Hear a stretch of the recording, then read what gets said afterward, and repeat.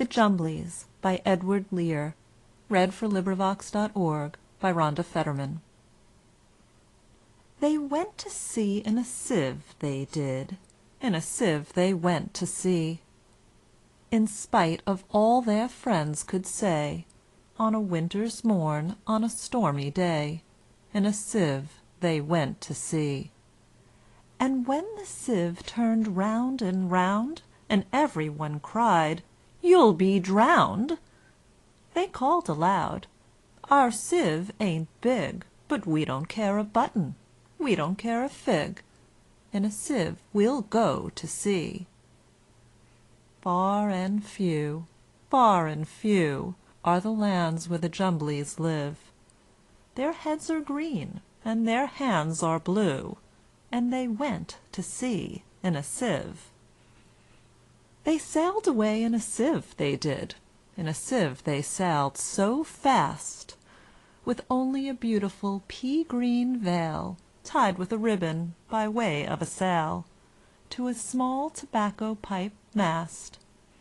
And every one said who saw them go, "Oh, won't they be soon upset, you know!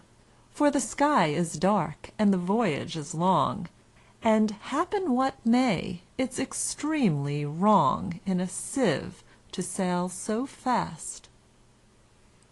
The water it soon came in, it did, the water it soon came in. So, to keep them dry, they wrapped their feet in a pinky paper all folded neat, and they fastened it down with a pin. And they passed the night in a crockery jar, and each of them said, "How wise we are!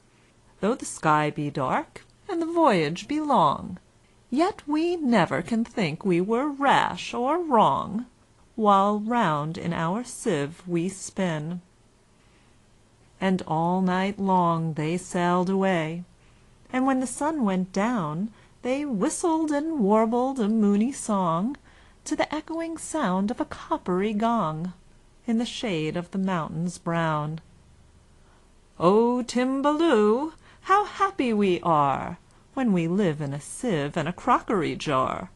And all night long, in the moonlight pale, we sail away with a pea-green sail, in the shade of the mountains brown."